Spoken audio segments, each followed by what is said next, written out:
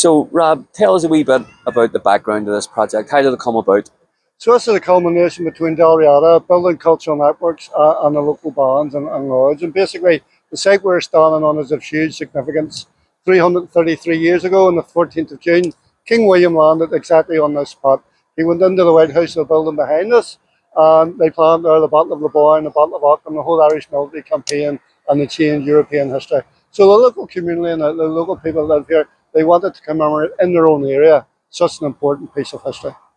And is this a one-off event, or do you see this being something that can be built upon for No, future basically reference? coming out of COVID and our group managed the Whitehouse building now, and we've had a huge buy-in from the community, and we've had different festivals and type of thing. But the significance is only sinking home that it was actually on this side that William was here. The lot in front of us had 500 sailing ships in it with up to 36,000 people. Basically, what we're doing today is a trial run where we're teaming up with BCN, and we would like this to be an annual event. And we're going to plan next year to have a whole children's festival, family fun park, old age pensioners at the event, and do a whole historical reenactment. So we wanted to know if this would work, and by the turnout and the excellent behaviour of everybody tonight, it's been a huge success, and we now want to work to doing this as an annual thing. And so, what's the significance of the 14th of June? Why that? So the 14th of June, King William III, he lands at Carrickfergus Castle. It's well written by Gideon, who was his personal assistant. Gideon was a French Huguenot, a refugee, in the word that we use today, refugee for immigrants.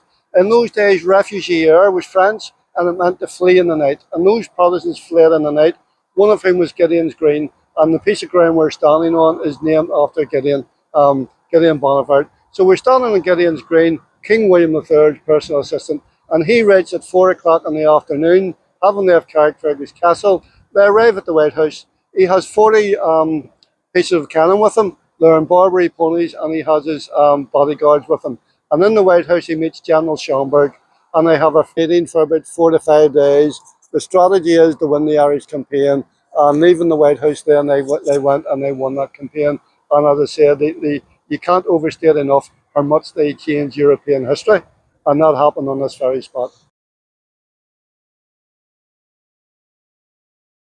We see here a beacon having been lit tonight. What's the Well, basically, that? it's written that when William was landing, there was beacons or fires lit all along the loch to announce his arrival.